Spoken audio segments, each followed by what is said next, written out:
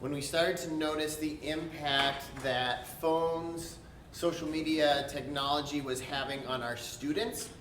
And also observing that it didn't feel like parents had very many resources or insights into what was going on. It kind of felt like a new frontier. And so from that, we decided to do our own kind of research for parents. And we have 3 kids of our own who are growing up. And our oldest, I'll do that right now. So our family looks like this. Our oldest is 12, about to be 13 this summer. So you can pray for us as we enter the teen years. And so our son Jace just turned 10 and our daughter just turned 7. So that's our family. So we were doing research for my job. We were also doing research for ourselves. And we both love to read, love to listen to podcasts, love to go to conferences. And so a lot of what I'm going to be sharing came out of either my wife Shalana's research or my own. And so, so we did a lot of investigating. And so what I want to share with you tonight is kind of some of the things that we found that have been helpful for parents that we work with. And our prayer, my prayer, is that something that I say today will be helpful for you. This is a huge topic, and honestly, we could spend a whole day on it. And so what I'm going to do is just kind of rapid fire a bunch of thoughts, a bunch of ideas, and I'm hoping that something will stick with you, something will resonate. Some of it may not apply to the season of life you're in, or your kids are in, or your grandkids are in, but hopefully some of it will. And so again, that's kind of my heart for tonight, is that something that I say will be helpful to you as you influence the lives of the young people in your life. I do want to say one quick thing before I dive in, and that is just to be clear that my wife and I, we love technology. This is going to sound like I'm bashing technology. There's a lot of wonderful things about technology.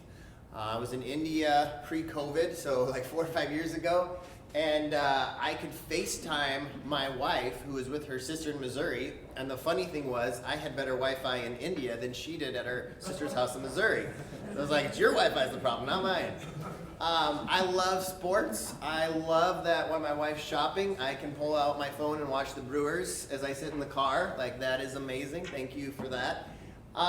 We love technology in our house. Love GPS. Love not getting lost. I love that students, when I first started youth ministry, if I had a student that was stuck, at the church and the parents, weren't at home, there was no way to get in touch with the parent. It was like, well, I hope your parent shows up. Good luck, right? Now they can call their parent and be like, oh yeah, they're coming or whatever. So I love technology. That being said, I don't think I need to spend a whole night talking about the good side of technology. I think we're all pretty aware of some of the blessings that technology has given us. And so I am going to share some of the downside tonight, some of the things that we need to be cautious of in our own lives and also in the lives of the children, the students that we lead. Real quick, before I dive in, I am curious just to kind of get a feel for the room. So I'm just going to ask you to raise your hand if this applies to you. So who has a child, a student, a teenager in your home that has a cell phone? You can just raise your hand. Okay, awesome. Who has a child, a teenager, a person in your home that has social media on their cell phone? Okay. Who has children, grandchildren that regularly use an iPad, a tablet, video games, some sort of screens on a regular basis? Show of hands on that one. Okay, awesome. Anyone here have a child that is yet to have a cell phone, but it's coming in the next few years? Okay, good. Well, that kind of gives me a feel for the room. So again, each one of those scenarios are a little unique, but hopefully something that I say tonight will be helpful regardless of where you find yourself. And if you're just here for the information and none of those situations apply to you, that's awesome as well. So here's what I want to do. First, I want to just share some statistics. If you are the type of person that likes to know where I get my statistics from, a lot of these came from research, either by Fuller Institute or another another book called iGen, and I'm happy to share those books with you at the end if you like to do your own sort of reading. And a lot of these statistics came right before the pandemic, so I realize they may have changed a little bit. However, from what I'm reading and what I'm hearing, none of these statistics have gotten better. If anything, the pandemic has actually made them worse. So, unfortunately. So I'd like to start off by sharing some statistics just to give you an idea of where we're at, why this is a big deal. And then obviously I want to give you, like I said, just a bunch of different ideas, and hopefully a few of the ideas will resonate with you and help you. And I'm going to move through this fairly quickly, so write down any questions that you have. And like Zach said, we'll do a little Q&A at the end, and I'll be happy to answer any questions or explain something if I don't explain something well. All right, so let's start off with some statistics, and just some general interesting things when we start talking about technology, start talking about smartphones. So the generation that is coming up, they've called them Gen Zers or iGen, is the typical term. Typically, it's anyone that's been born after 2000 or later, though depending on what book you read, different researchers will give it a different start date. So this generation has really never known a day without a smartphone.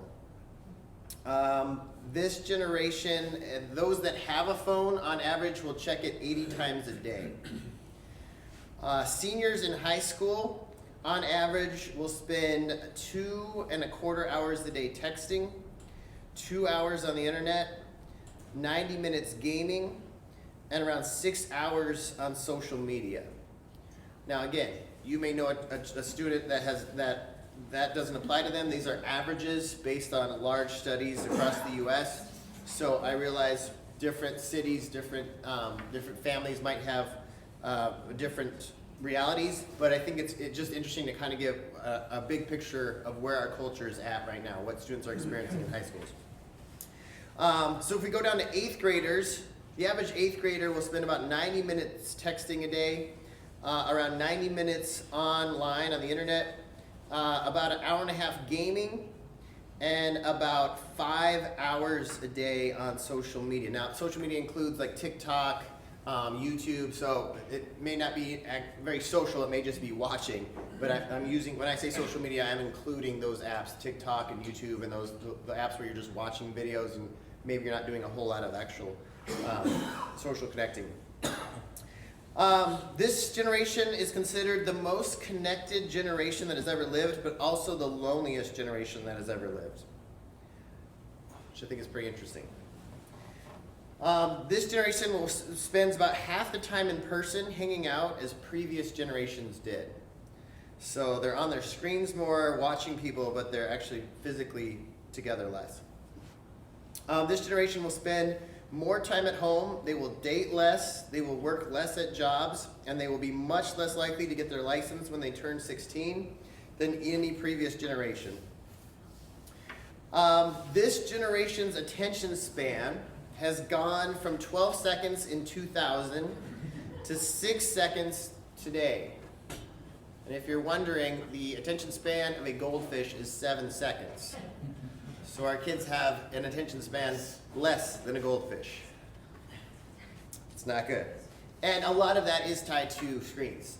Social media, TikTok, if you're familiar with a lot of the apps, they are very short videos, and it's not helping attention spans. This generation, and this came out before the pandemic. Before the pandemic, many psychologists were saying that this generation is at the forefront of the worst mental health crisis we've ever seen. That was pre-pandemic.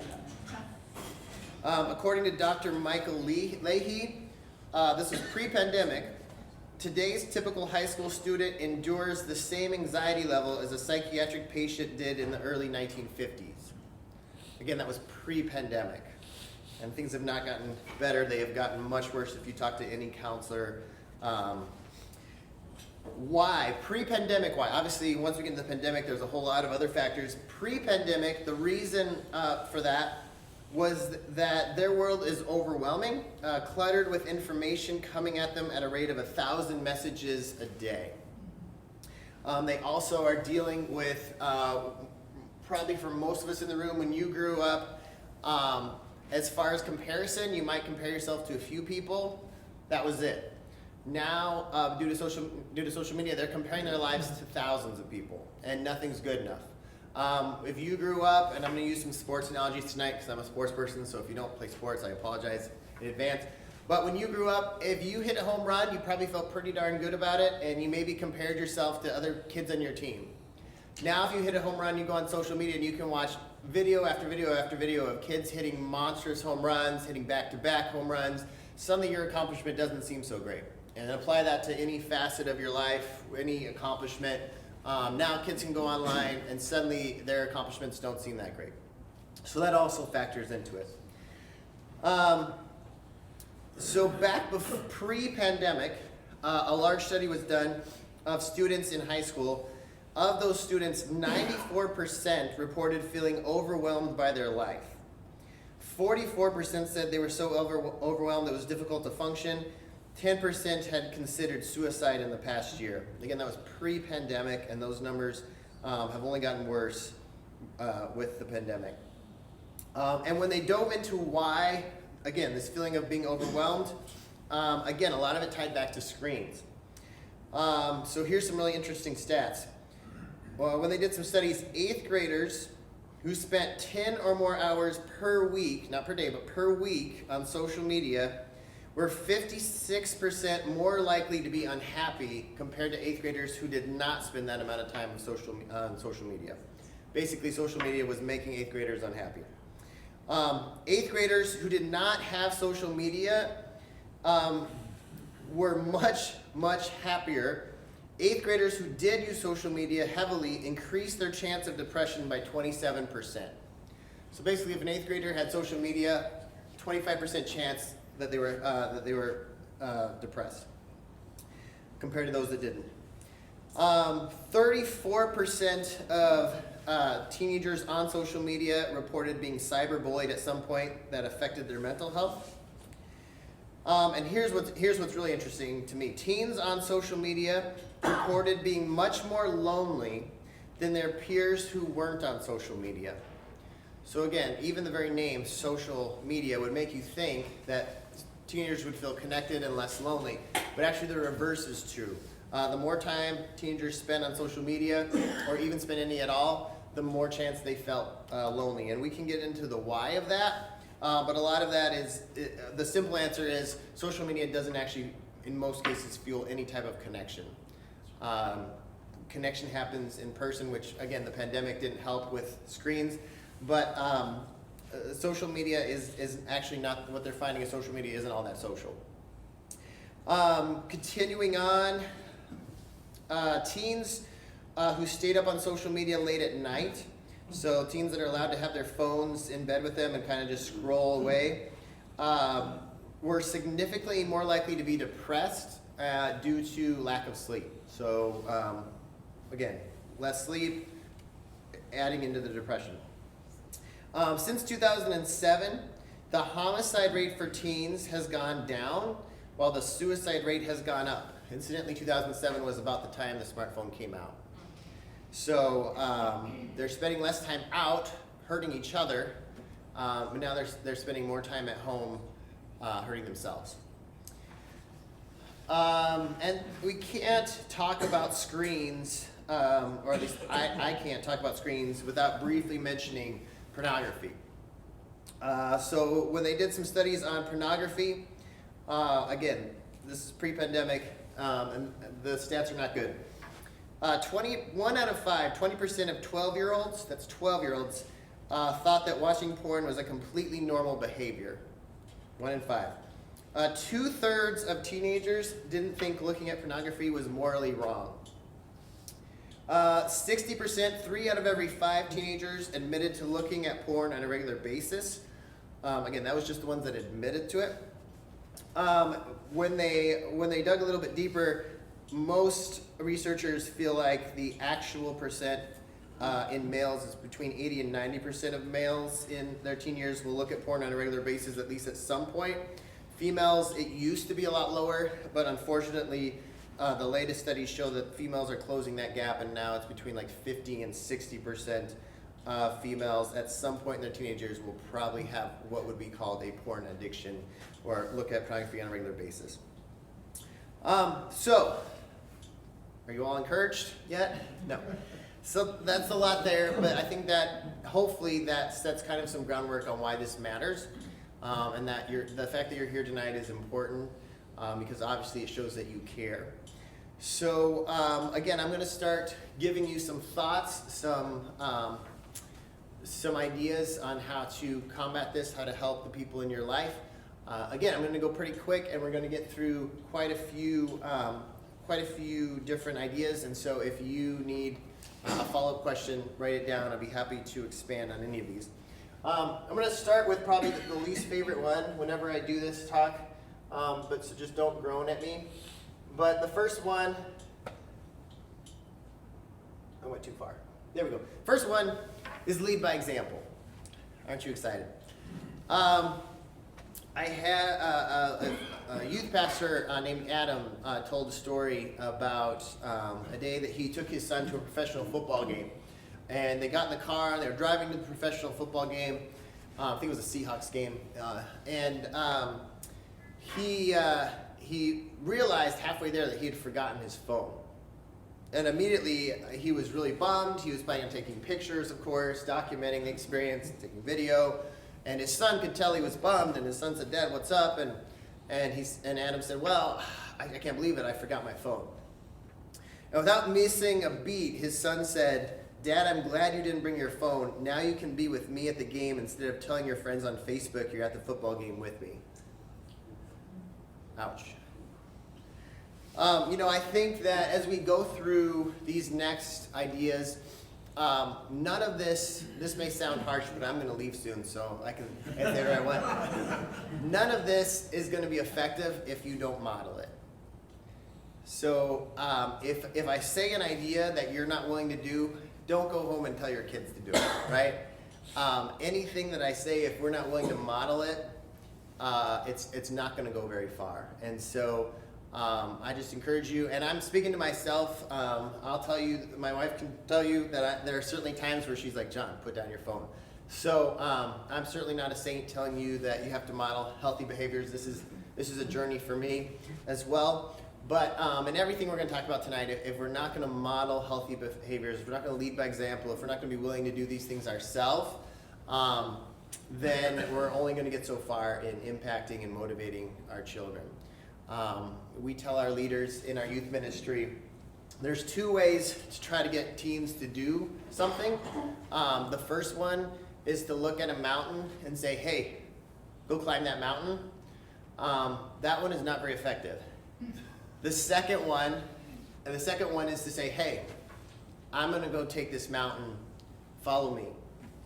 That one's a little more effective. And so whatever we want our teens to do, we got to model it for them. We got to say, "Hey, I'm in this with you. Follow me as I follow Christ," like Paul said. So encourage you to lead by example. What gets modeled gets repeated. What gets modeled in your home has a much better chance of being repeated. So lead by example. I'll move on because I know you're sick of staring at that. Keep talking about it. And there's a reason this is second, because if nothing else tonight, if you hear nothing else, I really hope that if conversations about social media and technology aren't regular conversations in your home or with the children that you're influencing, I hope it starts to become a regular conversation. This generation doesn't need to be given information. They need to be given help processing the information in front of them.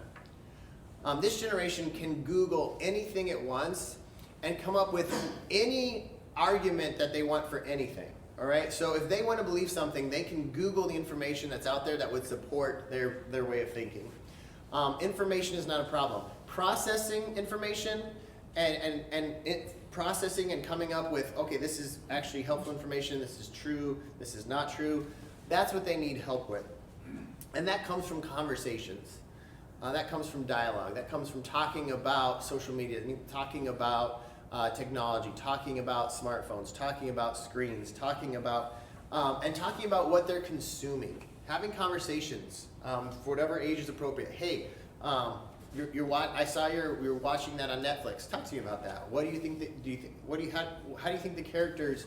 How do you think the characters are modeling or not modeling the way to live life that you would want to live? Hey, you're on TikTok. Tell me about the videos you're watching. Are they teaching you things you should do, shouldn't do? Like, are people on there smart? Are they stupid? Like, what are you watching? Like, what are you learning? Whether it's Instagram or Facebook or whatever the app is. Hey, I see you're on that a lot. What are you watching? Like, what? Oh, I'm just watching videos. Well, tell me more about that. Like, what videos? Are they funny videos? Are they stupid videos? Why are they funny? I know teenagers hate it when we keep asking questions, but the more that you can dialogue with them, the more that you can start asking questions. And even if they won't give you answers, when you start asking questions like, so tell me what the purpose of that app is. Well, it's fun. Okay. Is it serving any other purpose? How much time are you spending on it? Do you feel like the time you're spending on it is appropriate for all the things you want to accomplish in life? Do you feel like the time you're spending on it is time well spent? Do you feel better after getting off that app, or do you feel worse? Do you feel more engaged with your friends after staring at that app, or worse? Asking questions and letting them self-reflect, and they may just be like, oh, whatever, like, it's funny, I love it. But continuing to just ask those questions and make them self-reflect is super good. Asking them questions like, hey, do you feel like that's kind of an addictive app? Seems like you just constantly go back to it without even thinking. Why do you think that app is so addictive? Do you think the makers of that app knew what they were doing when they made those really short videos? Do you think the makers of Fortnite knew what they were doing when they created Fortnite? Right? Like, why do you think they made it so addictive? Do you think they're making money off you? Right? Like, asking questions, and obviously in a way that doesn't put them too much on the defensive, though they'll probably get defensive, but helping them kind of think through what they're consuming, why they're consuming it, what the makers of it are hoping to accomplish by getting them to click on it, play it. Just continuing to try to ask those questions. The technology and screens talk is not like the birds and the bees where maybe you have it once, it's super uncomfortable, and then you never mention it again, right? No, technology and screens hopefully is like a daily, weekly, monthly dialogue. Whatever way that you can. Again, it doesn't need to be always attacking. It can be like, hey, guys, guess what I was just watching on my phone, or right? Like, you can enter into them and try to pull out some of the good things, which we'll get to later. Some of the good things about technology. But continually having that conversation is super important. So I encourage you to just make technology a normal conversation in your home. Whatever they're watching, whatever they're consuming, whether it's, again, it may not even be social media. It could be Netflix, it can be YouTube, it can be video games, whatever they're staring at on a screen, just having those conversations, asking the appropriate questions, just having that dialogue, super important. So, and then every once in a while, leveraging those really good questions. Hey, tell me about why you have that app, why you play that video game. Are you happy when you're done playing that video game, or are you frustrated? Do you feel, whatever you can do to leverage those questions and just let them sit there for a little bit. I encourage you to do that. All right, number 3, give levels of responsibility. So, and I'm talking about phones here specifically. So I will have parents, regularly come to us and say, what age is the appropriate age to let a child have a phone? And I understand the heart behind that question, but I think that's the wrong question. I think the better question is, what kind of responsibility can we slowly give our child? How can we add levels of responsibility so that as they get older, they handle their phone well? If you think about driving a car, when a child turns 16, you don't just hand them the keys to your car and say, well, good luck, I hope it turns out, like, have fun. Right? There's a whole process. It starts with riding in the car with them. They have to take, typically they have, with COVID, there's been some changes, but typically they have to take classes, right? They have to prove behind the wheel with an instructor that they know how to drive. And even after they have their license, there's still some rules and restrictions in place about when they can drive, how many friends they can have in the car. there's this whole process, right? And making sure that they're safe, a safe driver, they're safe, that they keep themselves safe and the people around them safe. And I think when you think about a phone, it should be the same thing. How can you, especially for those of you that your child does not have a phone yet, even those of you that do, your child does have a phone yet, how can you add levels of responsibility, and instead of just saying, here's a phone, go nuts, how can you slowly allow them to have a phone, but slowly up the levels of responsibility, the things they can do on that phone. My wife and I are certainly not perfect parents at all, but our daughter recently got a phone for Christmas. We decided that due to our, again, we're not perfect parents. Every parent has to decide when it's time. But based on her friend group and all the other friends she had having phones, we decided that it was time. But when we gave her a phone, we also gave her a 2-page contract that said all sorts of things, like she wasn't going to have social media at first. Every app would have to be approved by us. The phone would have to stay in the living room, right? All sorts of things, which I'll get to later.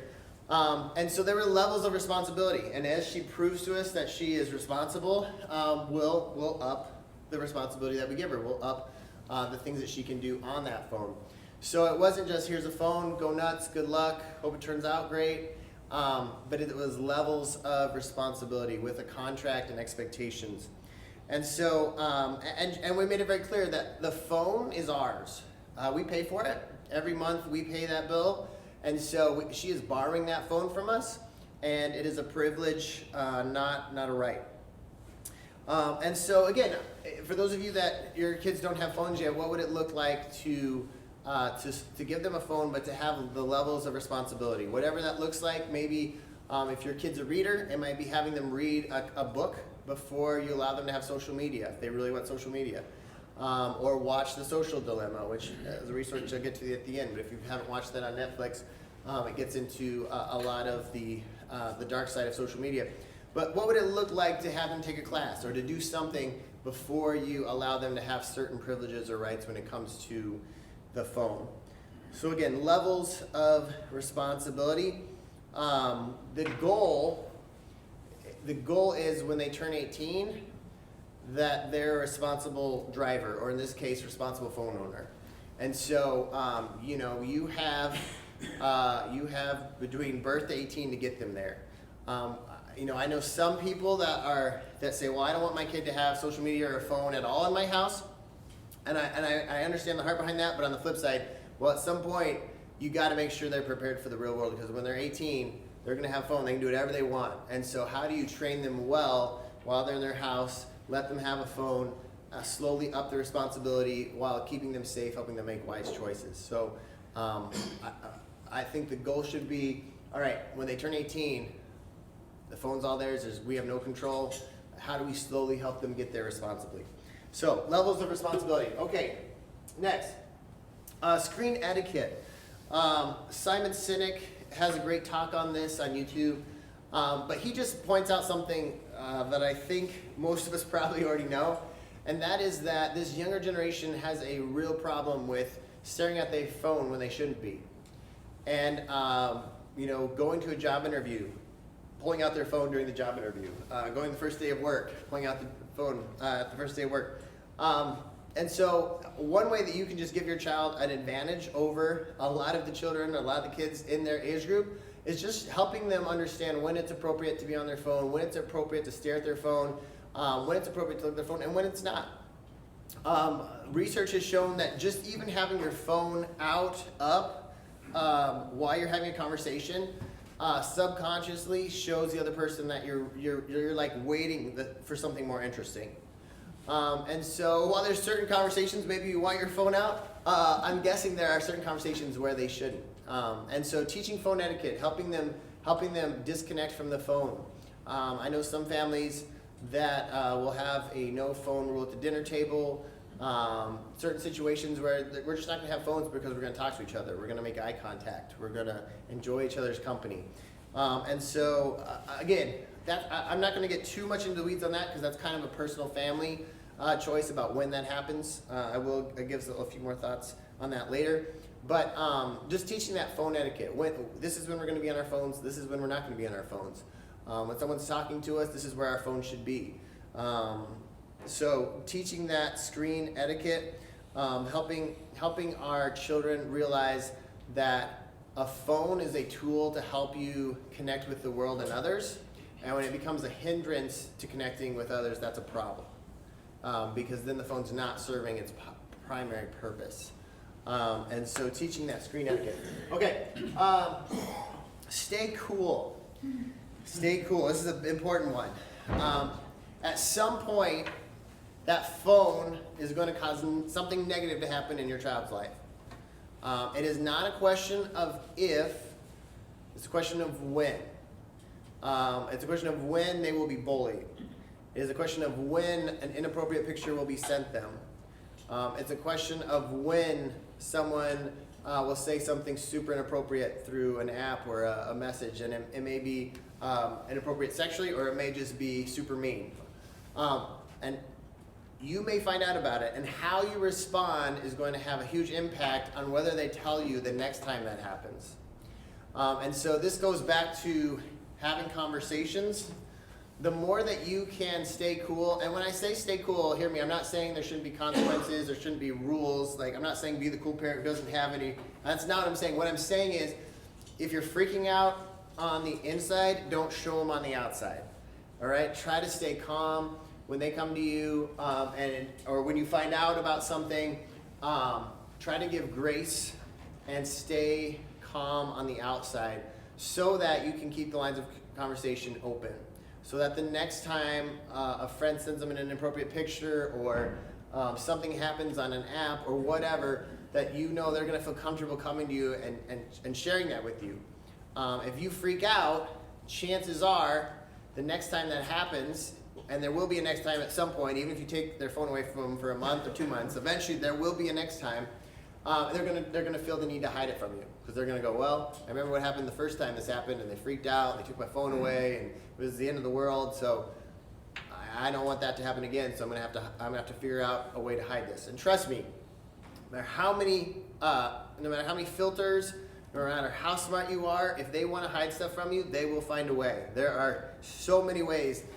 So many apps out there. There's so many ways to hide stuff from parents. If a child's really smart and really determined, I hate to break it to you, but they can probably hide what they want from you. So as much as you can, keep those lines of communication open. Don't freak out. Stay calm. Have conversations. Again, I'm not saying don't have rules or consequences when things are broken, but have them at an appropriate level, if that makes sense. Have them at an appropriate level. Stay calm. And try to assure your child that nothing that happens on that phone is going to stop you from loving them, and nothing that happens on that phone is going to permanently cause you to take away their phone forever and never let them have their phone back. So just try to keep those lines of communication open so that they will come to you when those things happen. All right, next. Have as many do's as don'ts.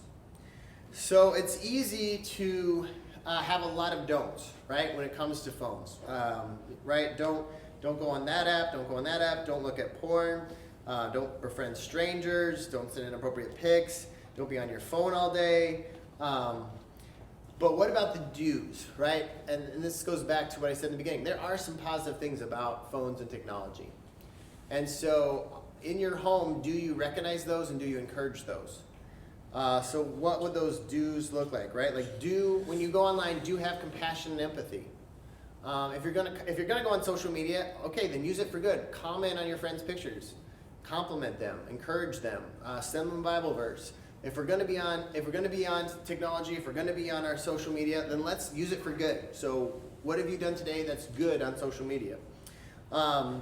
Do send encouraging texts to family members and friends, right? I know a girl that sends out a Bible verse to all her friends every morning, right? That's a good use of technology. Do use FaceTime, right? Like, hey, when's the last time you FaceTime Grandpa and Grandma? When's the last time you FaceTime Aunt so-and-so, or this person in assisted living home or whatever? Like, how can we leverage technology for good today? How can we make someone's day by using technology? So what are some of the ways that, instead of always acting like technology is bad, what are some of the practical ways you can say, here's how we're going to use technology in this house? And we're going to be intentional to use technology for good. And you're going to be intentional for using technology for good. When it comes to technology in our house, we like to say that we want technology to be something we use to create and not consume. Technology is built to consume. That's how how companies make money off of us. But you can also use technology to create. And so how can you leverage technology in your home to allow your child to create, to use their gifts and their skill sets? There's so many apps, right? They can learn a language, they can paint, they can draw, they can blog. There's so many positive ways they can leverage technology. A few years ago when our oldest daughter wanted to use screens more and iPads more, and she was really getting into technology, we were like, okay, we don't want to just squash it, but we also don't want her just staring at a screen all day, playing games. My wife had the idea, my daughter likes to write, she's like, well, why don't we let her start a blog, a Christian blog, and just let her every couple days write a blog. And so we pitched the idea to her and she loved it. And so she still has the blog and she writes on it every once in a while, some sort of uplifting devotional or something.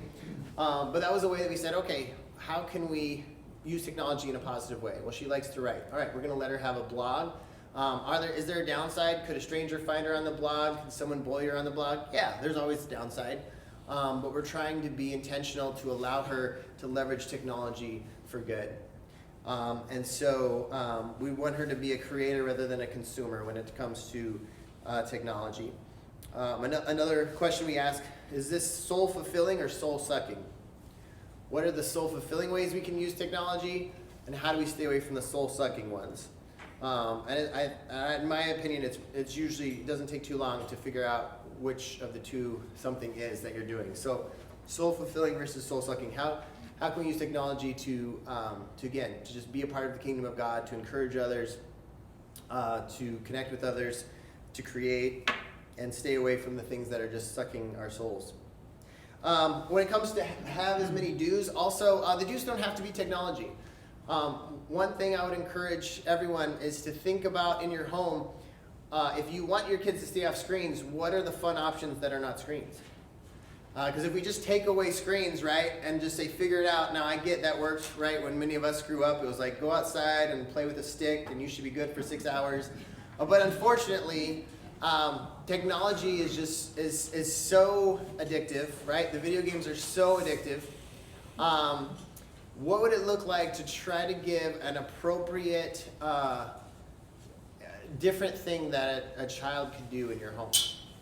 And so again, just using personal experience, my wife and I are not perfect people by any means or perfect parents, but this Christmas was a perfect example. We knew our daughter was going to get a phone, but we also knew we didn't want her just staring at it all the time. And so my wife, being the saint that she is, got the one thing she said she'd never give our daughter. We got a bearded dragon lizard as a Christmas present for our daughter, who had wanted it for over a year. And if you ask her what was the better present, the phone or the bearded dragon, she would tell you the bearded dragon.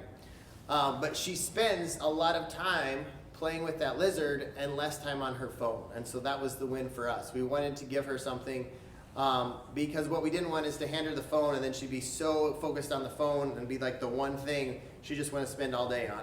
So we also try to just create other opportunities for our kids. So we buy them books. We have a ping pong table in the basement.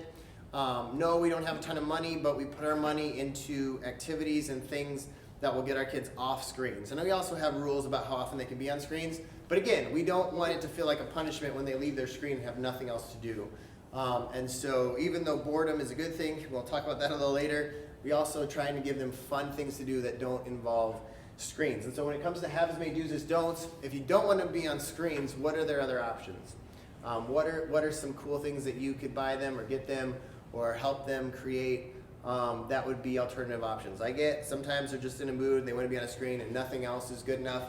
But what are some other options that would be life-giving for them, that would help them tear away from screens when it's time to be off screens?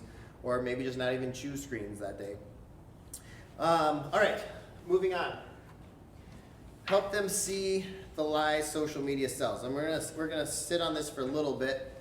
I already talked a little bit about social media when I went through the statistics. In my opinion, social media is probably one of the most damaging tools the devil has right now with young people. Now that's not to guilt anyone whose child has social media. I think most kids at some point will get it as a teenager.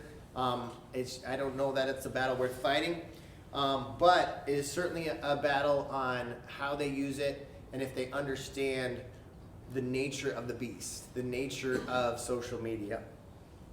And again, so that comes back to conversations. Help them see the lies social media sells. So, for example, a common one, social media makes you feel like everyone else has a better life than you. Because when you go on social media, you see everybody else's highlight reels, right?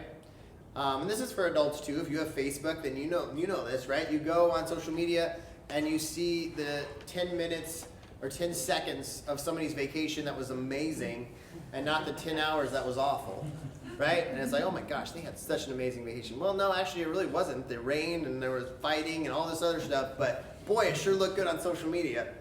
And the problem is, as adults, usually we can process that and be like, I bet it wasn't as good as that picture makes it look like. But when you are 15, your brain's not quite that developed. And so you see everybody else's, you see everybody else's highlight reels. And your life just seems that much more boring. Everyone else's life seems better. Everyone else seems to have more adventure, more time, whatever. And so helping our teenagers realize that everyone's life is not better than theirs, that the highlight reels on social media, whether it's Instagram or TikTok, aren't real life. Everyone posts their best day, very few post their worst. Now there's a few exceptions, accounts that try to make fun out of their misery, but for the most part, everyone posts their best moments, no one posts their worst. And helping them understand that and process that social media is just not real. There's a number of articles, even if you just Google some sort of search for this, you'll find plenty. There's a number of articles that even show so many social media influencers are admitting that social media is just not real life. There's a classic one a few years ago of a girl who had hundreds of thousands of followers, and then she did this long spiel and basically said, look, I know all my pictures look glamorous, but I'm miserable. And I'm getting paid to wear these dresses, and I'm not happy, and this just isn't real life. And again, that's not a unique story. They're out there, a lot of them, that social media just isn't real life. And all these influencers that look like they're partying and wearing fancy clothes, it's not real. It's an illusion. And so helping our young people realize that and at least be aware of that, super important. Likes and follows define your worth. So there's a reason that Instagram, Facebook, I'm not going to say Facebook much because for the most part young people have moved off Facebook. That is now their parents' app. They're on Instagram, TikTok, Snapchat. So there's a reason that those apps were set up that you can like or follow something. And every time a picture gets a like, for example on Instagram, there is a dopamine hit that a child gets when they posted a picture. Oh, somebody liked my picture. And so it's very easy for a young person, a teenager, to begin to define their worth based on how many followers they have, how many likes they get. In fact, it's not uncommon for students on Instagram to post a picture, and if there isn't a certain amount of likes in the next hour or two, they will take that picture down. They'll be like, oh, that's not a good enough picture. They'll feel embarrassed to actually remove that picture from their Instagram.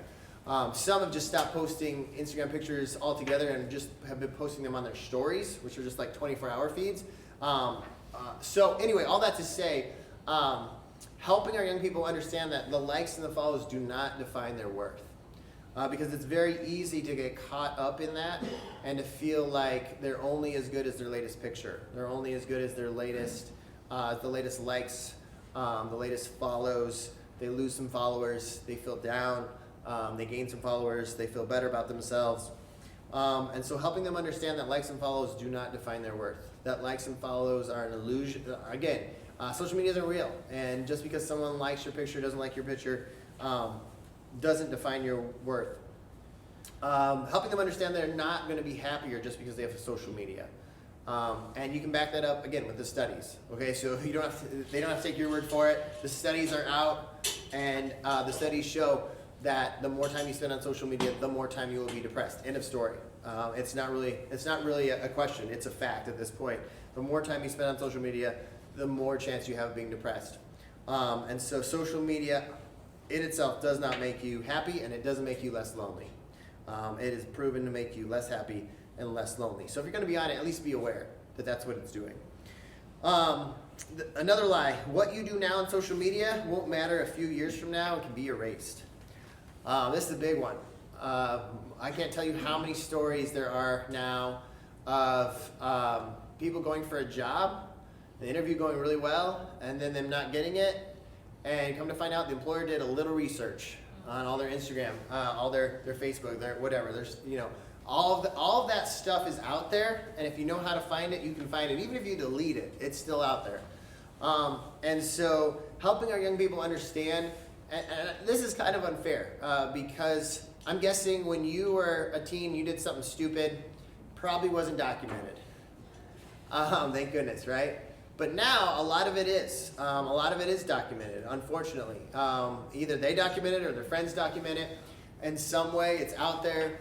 And so again, employers are now looking at that stuff. They're going back, they're digging through Twitter feeds, they're digging through Instagram, Facebook if they had it, anything they can. And if they find stupidity, even if it was 10, 20 years ago, that can be enough to not get a job. So helping them see that what they do now can have an effect later. And then of course there's the fact that a lot of teenagers think Snapchat is the perfect app because their picture disappears. The only problem is those pictures do not disappear. They think they disappeared. Those pictures are still they're still out there. And if someone screenshots a picture, they have it. So Snapchat was developed by a couple college guys that wanted girls to send them naked pics. I mean, that was what it was designed for. And teenagers feel safe because they think their picture, if you're not familiar with Snapchat, you send a picture and it disappears after a few seconds. But again, the problem is it really hasn't disappeared. And so helping our teenagers understand that, if they have Snapchat, that there's no such thing as a disappearing picture.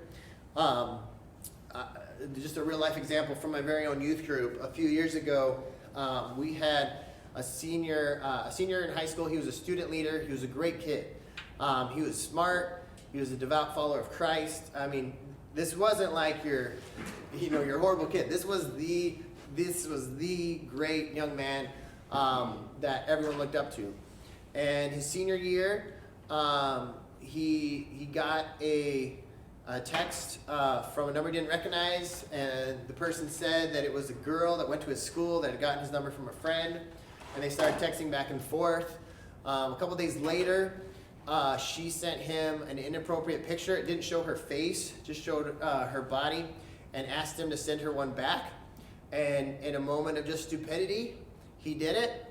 And come to find out, he did not send that picture to a female student at his school. He actually sent it to a guy at his school who immediately used it to blackmail him. And that's how quick and how easy it can happen. And his parents got involved, the school got involved, and it all got figured out. But that's how quickly it can happen. And so again, you think you're sending a pic to one person and you think they're not going to do anything with it, even if it's on Snapchat. The reality is those pics are never, ever gone. And so helping our young people understand, obviously we don't want them to live in fear, but having a little dose of reality that everything they do on their phone can have far-reaching consequences, I think is super important. So helping them understand that lie. More lies of screens. Multitasking works. Helping them understand that lie. most teens love to be on their phone while they do homework or watch TV while they do homework or whatever. More and more studies are coming out and showing that you can't multitask. And what happens when you multitask is you do work that is not as good, less adequate than when you're focused. And what's really interesting is they've done studies, and if you have your phone by you when you're doing something that requires deep thinking, so for example, studying for a test, writing a paper, and that phone buzzes, right, or dings, and you check it, someone texts you, you get whatever. What they're finding is that, most people think you check your phone, you go right back to what you were doing. That's not the case. What they're finding is that it takes you typically 5 to 15 minutes after you've checked your phone for your mind to be able to get back into a deep state thinking. So every time you're distracted by your phone, you lose about 5 minutes of deep thinking time. So again, for young people who are constantly on their phones, I think it's not an exaggeration to say I'm pretty sure some teenagers haven't been in a deep thinking state for years. And it sounds funny, but it's true, because they've never allowed themselves to do 5 minutes of straight thinking without being distracted by their phone. And so the more that we can help them get off their phone and allow their mind to get into a deep, when they're doing something that matters, right? Writing a paper, researching, doing homework, whatever it is, you're doing them a huge favor when you help them get into that deep state of thinking and stay there and not constantly get pulled away. When you check your phone, you don't lose 30 seconds, you lose 5 minutes of deep thinking time. All right, I think that's about it. We're going to move on to the next. Have an open phone policy. I strongly encourage all parents to have an open phone policy, which means you can check their phone and go through any app at any time. And some parents are like, I don't know if I feel comfortable with that. Well, here's what I would say. And if you don't like this analogy, I'm sorry. But I ask parents, do you have car insurance on the car your child drives? Well, if you say yes, but basically what you're saying is, even though I trust my child to be a good driver, I still want some insurance that if something bad happens, everything's going to work out.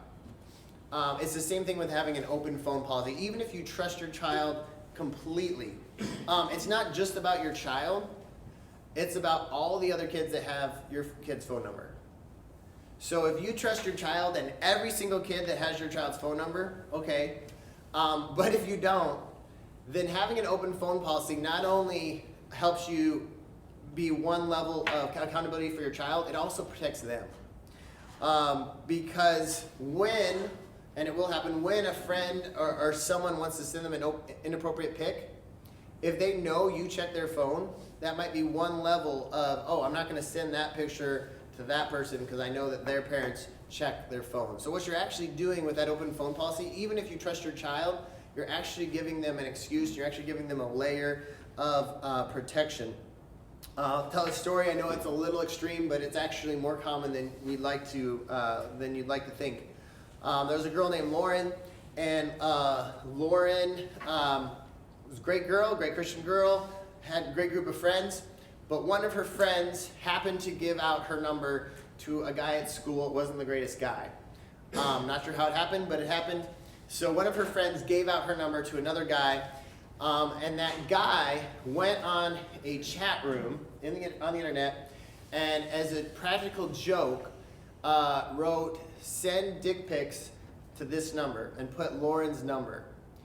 So one afternoon, Lauren got about 84 dick pics in the course of about 3 hours. Now, would that have happened had her parents had an open phone policy? Maybe. It might have still happened. But things like that happen all the time. And so the more that you can protect your child with an open phone policy, the better. And so, again, even if you trust your child, having that open phone policy is just one more layer of protection from, again, it's not how much you trust them, it's about how you trust every single kid that has their phone number. So having that open phone policy, checking their texts, checking social media, checking internet history. Again, are they smart enough to delete things? Possibly, but again, as much as you can do to just let them know that accountability is going to be there. I can't tell you how many boys that come up to me and say, I wish someone was keeping me accountable to not look at porn on my phone. But no one's doing it, right? And so being that parent that just helps them, again, can they get around your accountability? Probably. But just showing them that you care enough to help them try to keep them accountable. Paying attention to advertisements that come up in their social media. Technology is smart enough that a lot of the advertisements are based on their recent search history. So if you see advertisements on their phone and their social media that looks a little sketchy, well, it probably means that maybe they're searching for things they shouldn't be. So one way you can kind of keep an eye on what they're searching, even if they delete their search history.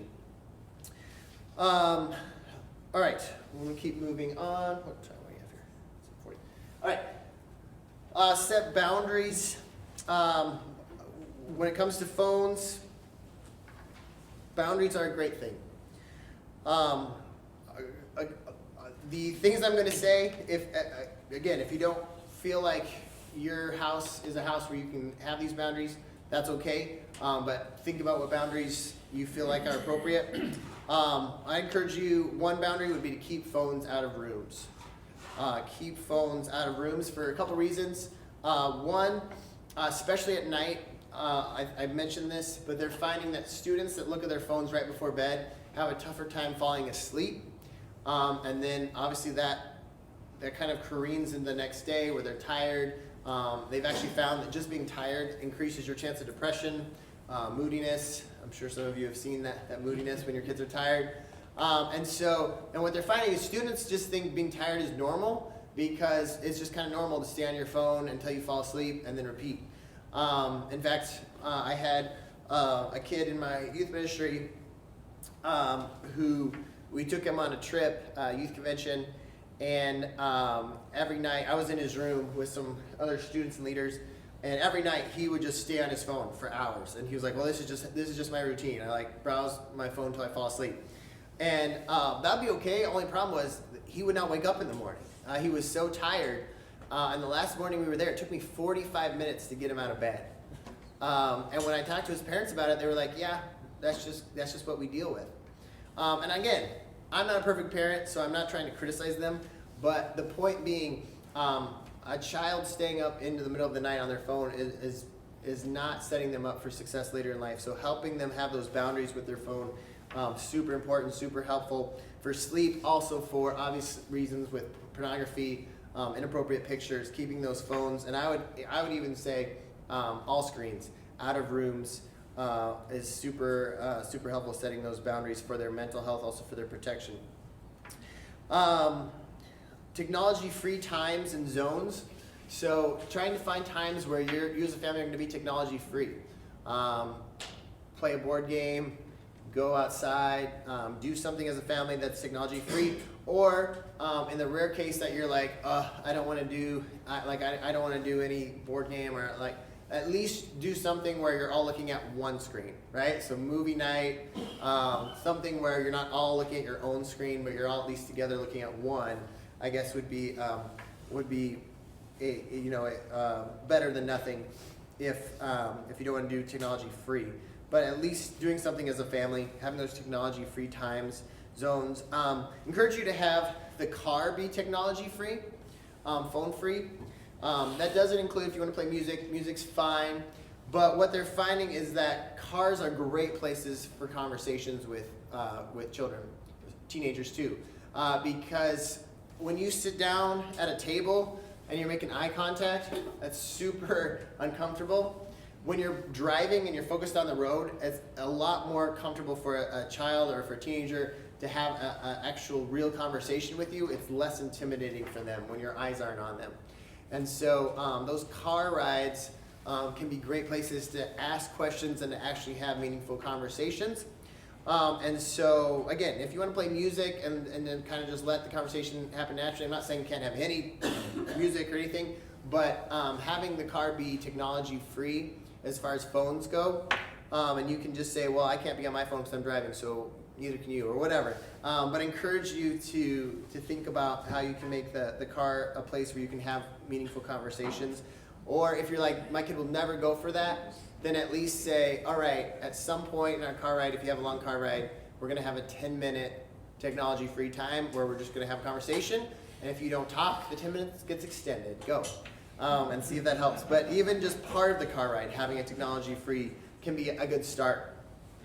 Some families have screen Sabbaths. So whether it's your Sunday or a different day, having a day where you just put the phones away, you put technology away, and again, just have a family, just go back to having family fun, whether it's board games or going outside or building something, whatever. Or again, if you're like that will never fly, at least having a day where if you're looking at a screen, it's all together. So it's watching a movie, it's playing a video game as a family. There are video games like Mario Kart or other things where you can all play together. So whatever your family rhythm is realistic, but just creating those screen Sabbaths where you're not all staring at a different device.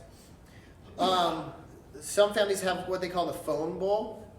So the phone bowl is a bowl typically in the kitchen or living room where when everybody comes home, they place their phones in there. If they need them, they can get them, but they don't just walk around the house with them in their pocket. Because what happens when you walk around the house with the phone in your pocket? The second you get bored, right, it just comes out and you start mindlessly browsing whatever it is, TikTok, Instagram, and for teenagers, right, it's the second they're bored, they whip the phone out almost out of habit. And so creating that rhythm that's saying, no, we're going to actually keep our phone in the phone bowl. It's not that you can't have access to it, but when you go to the phone, it's going to be for a purpose. It's not going to be because you're bored for 3 seconds. And so creating the phone bowl or a place where everyone can keep their phones might be a good boundary to, again, to help children, help students, help teenagers not just grab their phone the second that they are bored. Because here's what's interesting. They found that it takes 2 to 3 minutes of boredom for the creative part of your mind to kick in. Another study, 2 to 3 minutes of boredom for your creative part of your mind to set in. And so what they're finding is when you have your phone with you and you whip it out every second you're bored, right? So grocery store line, whip out your phone. Second of downtime, whip out your phone. You're never allowing the creative part of your mind to kick in. And so obviously that has implications for later on in life, jobs they can acquire, the type of work they can produce. You need to stretch those creative muscles. And so boredom isn't a bad thing. I know your kids probably would hate to hear that, but allowing your kids to be a little bored is not a bad thing.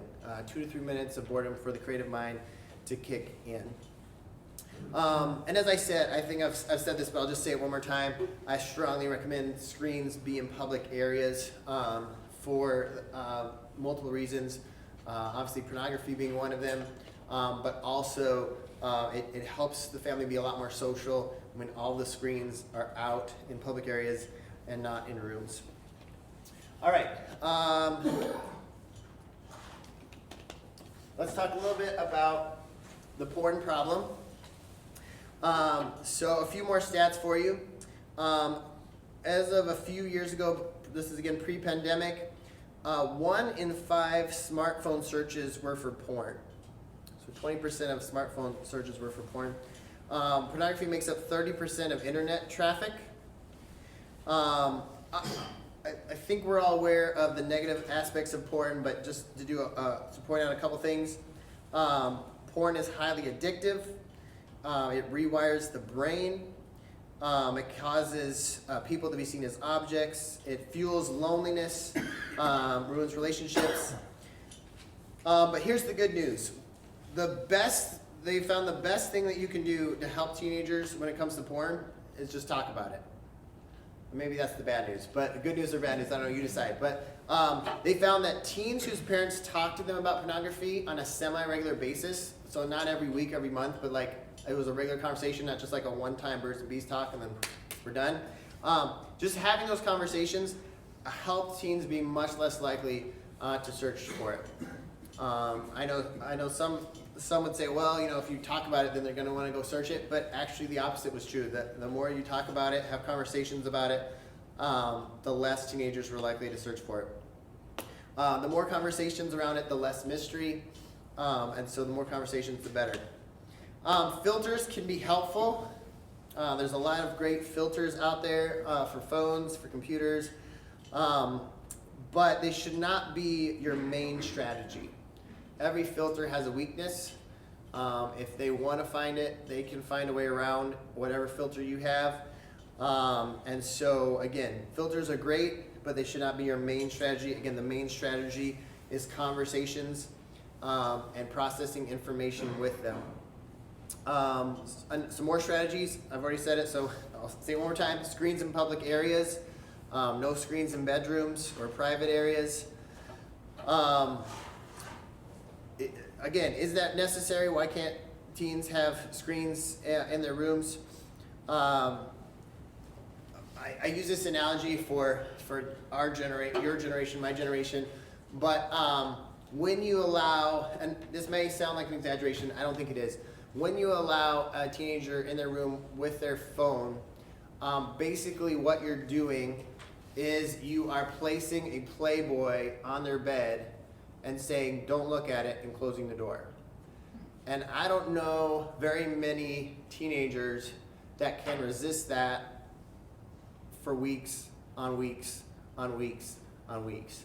But in this day and age, every teenager that has a phone knows that within 10 seconds, they can have pictures, inappropriate pictures on their phone. And so when you give them a phone or a computer in their room, it is literally like handing them a Playboy and saying, but don't look at it.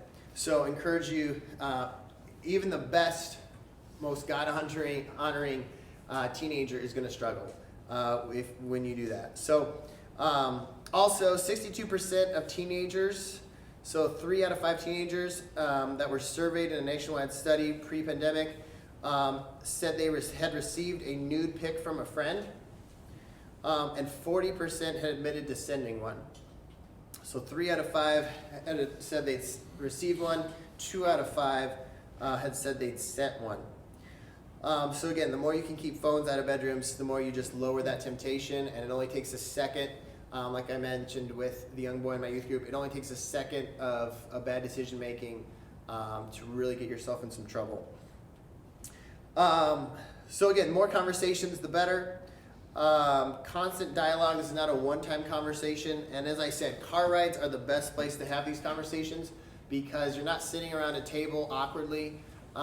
You're driving somewhere, your eyes are on the road, their eyes are on the road, and if you let them know you're not just driving in circles, but there's a destination, they know the car ride's ending, right? So if we're driving to get ice cream, they know, okay, we got 15 minutes, this conversation's gonna be over. Or if we're driving home, right? So you sit down on the couch and say you wanna talk, it's uncomfortable, like when is this gonna end? Car ride gives them a defined parameter. Okay, this conversation's gonna be this long, they're not looking at me, they're looking at the road. Car rides are great opportunities to have those conversations. Encourage you, as I kind of wind down and open it up for questions, encourage you to think about what your family creed, for lack of a better word, can be, what your family rules, the house rules are going to be moving forward, especially for those of you that don't have your kids don't have phones yet. Even those of you that do, it's never too long to make some changes. But encourage you to sit down as a family and just talk through, like, here's some of the changes that we want to make, or here's some of the things we're thinking about. And the reason that we're doing this is because we want you to live life well. And again, feel free to pull out some statistics if there's pushback. Say, here's the statistics don't lie. And so we want you to live life well. I want to end with this story, and then I'll open it up for thoughts and questions. But I heard a story a while back about an older, wise, sage, wise religious teacher. And every day he lived up in the mountains. Every day he would walk down to the village where he would get supplies for the day. And then he would walk back up high into the mountains to where he lived. Well, one day when he went down to the village and got his supplies, he was deep in thought. And so as he began to walk back home, he just wasn't paying attention, and he went left instead of right in the fork in the road. Instead of going home, he began to wander on this different path. And before he kind of came to and realized what he was doing, he had walked so far, he came to a fortress. And there was a soldier at the top of the fortress, and the soldier saw him coming. And the soldier yelled out to him, and he said, "Who are you, and what are you doing here?" And the old man was a little startled because he thought he was walking home. And so he said, "What? And the soldier said, "Who are you and what are you doing here?" And the man stopped for a second and thought, and he said, "How much do they pay you?" And the soldier said, "What?" And the old man said, "How much do they pay you?" And the soldier said, "Well, 5 coins a week." And the old man said, "Well, I'll pay you double that to go home with me and every morning ask me those same 2 questions. Who are you and what are you doing here?" And so I'd encourage you, in all of this talk, to make sure that you don't lose sight of the goal when it comes to our young people, right? The goal isn't to keep them safe from technology, though that is important. The goal is to make sure they understand who they are in Christ and what they're doing here on this little planet, right? Why they're here. And if you can help them understand that well, who they are in Christ and why they're on this planet, what they're doing here, the purposes that God has put in their hearts to be a part of his kingdom, right? If you can help them do those 2 things, then the technology thing will come in time. So technology is super important. Their screens, their phones, social media, all of that talk's super important. But at the end of the day, our goal as influencers, as parents, is to help them understand who they are in God and what God has put them on this little planet to do. So I'll encourage you in that. So I just want to pray a blessing over you, and then I'll open it up. I know it went a little long, but I'll open it up for questions. So Heavenly Father, I just pray a blessing over the parents in the room, the grandparents, the influencers in the room. I know this talk can be a little sobering, and if there are parents here that maybe their kids are already deep into technology and phones, maybe it can feel a little overwhelming to make changes now. But God, I just pray a blessing and wisdom over them as they endeavor to be the best parents they can be. I thank you that it's no accident that each of us are the parents over the children and grandchildren that we have. And so, Father, I just pray a blessing on our children, our grandchildren, and I pray for wisdom. I pray a blessing on our homes. May we navigate this crazy day that we live in, and may you give us extra grace for the times that we live in, extra wisdom. In Jesus' name, amen. All right.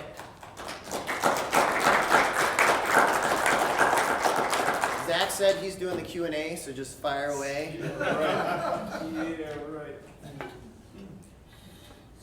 Yeah. I actually jotted down a couple. First of all, thank you so much for coming here and sharing that. First one that I jotted down was, I'm just really curious what kind of peer pressure is out there for children to be on social media. And the other question I had was, are there any legal ramifications for the naked pictures that might be sent? Yeah. So absolutely, peer pressure, I would say yes. And I think that depends on the school and the culture. So some, you can even drive a couple hours and there may be like a different app that's super popular. TikTok, I would say, is hands down the biggest app. And so the peer pressure there is just seeing your friends watching funny videos and you're not, mainly. Yeah, I would say, again, depending on the school, depending on the friend group, I'm sure there's quite a bit of social pressure, especially, I know with Snapchat, even though students can text, a lot of students choose to communicate through Snapchat. That's just their primary way of communicating. And so if you don't have Snapchat, you feel left out of a lot. Yeah, again, depending on the friend group, you'd think texting would be enough, but unfortunately, people at Snapchat are in it for making a lot of money. So they figured out ways to get teens onto their apps away from just straight up texting. And so absolutely, yeah, there's a ton of peer pressure and it's very difficult. If you listen carefully, I didn't mention a single app that I said you have to delete off your phone, because I think that's a parent and a friend group decision. And there's some, all apps are tools, and it's about the friends they have and about your wisdom as a parent as far as what apps you feel comfortable with and what apps you're not comfortable with. Second question you had, absolutely there are legal ramifications. And so there have been a number of students over the years that have gotten in a lot of trouble for sending inappropriate pictures. And so yes, there are huge legal ramifications if your child sends one, or if your child receives one. Yeah, you know, they won't. If your child receives one, they're not going to get in serious legal ramifications unless they were asking for it. Then there can be some legal ramifications. But yeah, absolutely. There are whole departments on police forces now that are just dedicated to cyber crimes and inappropriate pictures. Absolutely. So, and I didn't even get into this because I think it's easy to go down the fear road. But I mean, unfortunately, you know, if you want to Google, I think 2020 did an episode that 60 Minutes did an episode. I mean, there are so many online perverts that are absolutely just trying to find kids and get them to send them inappropriate pictures, whether it's through apps, whether it's through, you know, video games. I mean, it's just the world we live in. And so, and again, so that there are whole police departments that are just dedicated to tracking down these guys and put them away. So yes, there are lots of ramifications, and yeah, police departments have whole staffs dedicated just to this one issue. So yeah.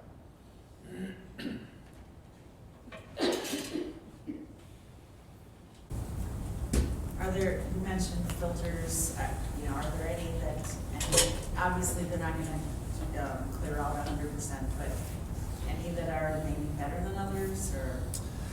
Yeah, yeah. So I'm sure there might be some people in this room that have other options. Some of the ones that I've heard of that I like, Disney Circle has one that's pretty decent. I'm not sure how you pronounce it. Maybe someone here knows. Kaparansky has one that I've never had personal experience with, but I know parents that have used it and they like it. So again, a Google search will give, like, if you the good news is filters make companies a lot of money. So in the past few years, there have been a ton of filters that have sprung up on the market. So again, if you just do a Google search of filters for, you know, phones or computers, you know, you'll be able to read reviews depending on what you're looking for. Disney Circle, for example, it's like a one-time fee inside the house to monitor phones, but then it's like a monthly subscription fee if you want to be able to monitor a phone after it leaves your Wi-Fi, so like goes out into the real world. But there's so many cool features now. Like even just Disney Circle, I know you can set limits for like how long they can be on an app. So like YouTube for 30 minutes a day, and then it automatically shuts off and won't let them on it. You can shut down a phone at a certain time. So you can say after 9 o'clock, you know, I don't want Wi-Fi to work on this phone, right? So I mean, there's a ton you can do. And again, companies are becoming very creative because they realize that parents want it, and it's very lucrative for them to come up with the filters. So now that there's money involved, they actually care about helping you as a parent. Any suggestions for selling some of these restrictions when you've already allowed your kid to have so much freedom? Yeah. How do you back up? Yeah, and that's probably the number one question parents have. Again, I mean, look, I understand that no matter what you do, they're not going to like it, right? The best strategy I found, and it's not going to make them like it, but I think it helps them understand it, is when you go to the research and the facts. And again, that documentary, The Social Dilemma on Netflix, right, really paints the picture of social media and why it's not helping anyone. But even again, and I can get Zach some of these facts if you don't want to, you know, if you don't want to find them yourself. I am happy to send Zach all these, the research and where I got all these statistics. But just again, just sharing the statistics, being like, hey, look, we love you, and here's the statistics. And just pointing out that, you know, I didn't even mention this, but it's a well-documented fact that the people that are making this stuff, so Silicon Valley, the people in California, the CEOs, the developers of these apps, it's no secret they do not let their kids have this stuff. Right. I mean, the makers of this stuff will not let their kids have this stuff. So, and many of these apps, you know, like your Fortnites and many of these apps have a whole division, and this division of people, their sole job, they're making 6 figures, and their only job is to figure out how to make this addictive to make your kids stay on it. That's their whole job.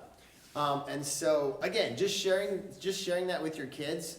Are they going to like it? No, but maybe they'll understand it. Why you're implementing some rules when the system's rigged. The system's rigged to make money off them and to make them miserable.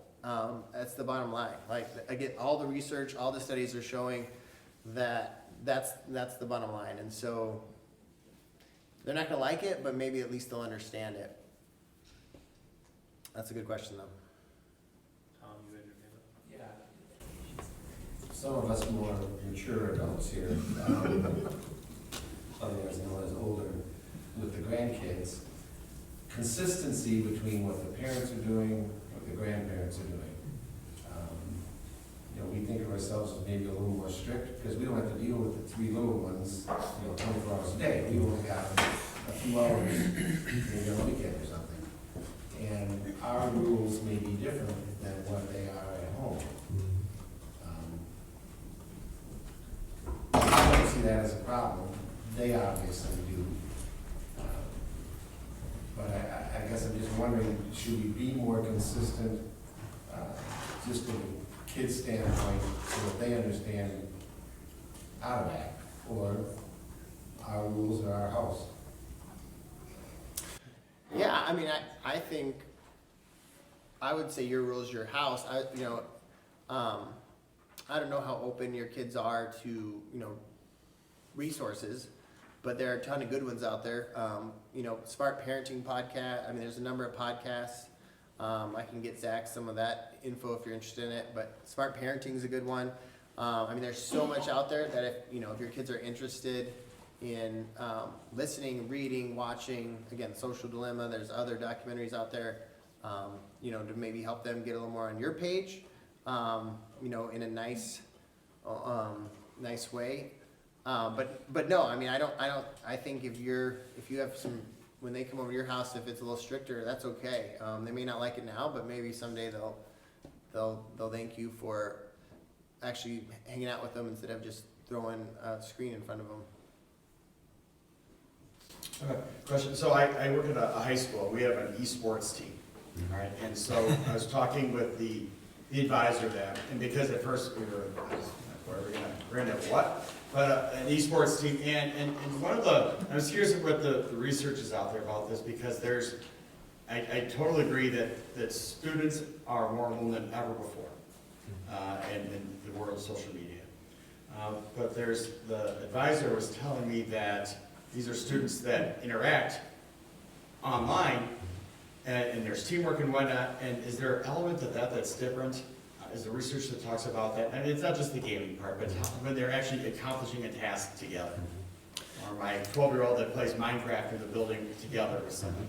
That came up during the pandemic. That was the kind of thing where it's actually, is that better, or is that there's what does the research say about that? Yeah. That element of where they're interacting, working together, but still, it's addictive. Yeah. No, that's a really good question, and I didn't have enough time to get into that, but absolutely, there is a big difference. All video games are not created equal. Right. And so if that's a battle, most of us, I'm guessing, are not willing to fight. We're just saying no video games.